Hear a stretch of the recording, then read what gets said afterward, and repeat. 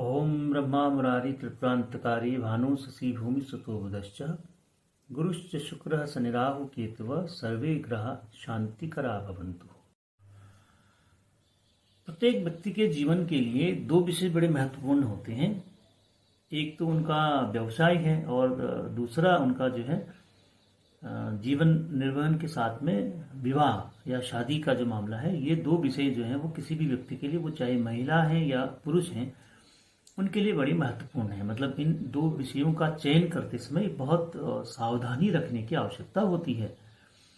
वर्तमान में हम देखते हैं, समाचार पत्रों में पढ़ते हैं कि किस तरीके से हमारा समाज धीरे धीरे बदल रहा है और ये जो पारिवारिक परिस्थितियां हैं वो वैसी मजबूत नहीं रही हैं जैसे पूर्व के समय में रहती थी। तो इनमें से हम आज एक विषय पर चर्चा करना चाहेंगे, वो है हमारा व्यवसाय से संबंधित। क्योंकि व्यवसाय जो है वो शिक्षा से जुड़ा हुआ है। हम जैसी शिक्षा ग्रहण करते हैं उसी शिक्षा से संबंधित हमारा व्यवसाय भी होता है। शिक्षा से जुड़ने के लिए ज्योतिष हमारा किस तरह से मार्गदर्शन कर सकता है, उस बारे में हम कुछ बात करते हैं। ज्योतिष के अनुसार शिक्षा के क्षेत्र को देखने के लिए हम किसी भी जातक की कुंडली के 3 हाउस को देखते हैं, 4th हाउस, 9th हाउस और 11th हाउस को। 4th हाउस में किसी भी जातक के कौन से ग्रह बैठे हुए हैं उसके हिसाब से हम उसकी शिक्षा का चयन कर सकते हैं। मतलब शिक्षा लेने वाले क्षेत्र का चयन हम उसके आधार पर कर सकते हैं। मतलब उसमें थोड़ी मदद हम इस आधार पर भी ले सकते हैं।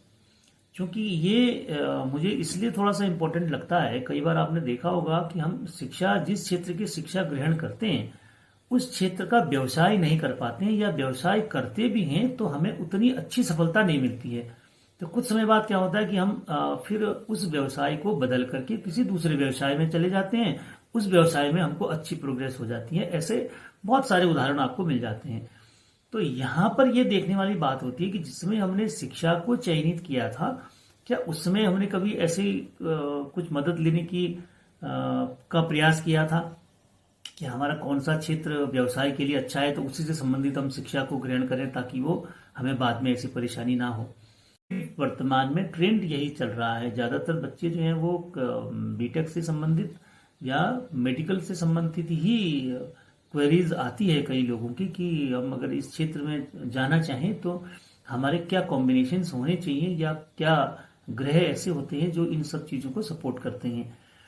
तो हम देखते हैं 4th हाउस में, 9th हाउस में, 11th हाउस में, इसमें से भी जो एलिमेंट्री एजुकेशन हमारी होती है, स्पेशली ग्रेजुएशन लेवल के लिए हम उसको 4th हाउस को देखते हैं। उससे ऊपर की शिक्षा यदि आपको देखनी है, जैसे हमारा पीएचडी है या मास्टर डिग्रीज हैं, पीएचडीज है, तो उसके लिए फिर आप 9th हाउस को कंसिडर कर सकते हैं। को लेकर के कुछ कॉम्बिनेशंस जातक के 4th हाउस, 9th हाउस और 11th हाउस को लेकर के कुछ कॉम्बिनेशंस के बारे में बात करते हैं कि कुछ कॉम्बिनेशंस कैसे, यदि हमारा इस तरह के ग्रह 4th हाउस में बैठे हुए हैं तो वो कैसी शिक्षा को सपोर्ट करते हैं। यहाँ पर हम सपोर्ट करने की बात कर रहे हैं कि अगर आप उस क्षेत्र में कुछ चुनते हैं माना, तो आपको अच्छी प्रोग्रेस मिल सकती है। ये इस चीज का की ओर इशारा करता है। तो ज्योतिष आपको केवल मार्गदर्शन देता है कि आप किस क्षेत्र में जा सकते हैं। और देखिए, ज्योतिष में अगर आपको फलित करना है, माना कोई कंक्लूजन यदि निकालना होता है, तो उसमें बहुत सारे पैरामीटर्स होते हैं। केवल एक चीज को देख करके आप फलित नहीं कर सकते हैं।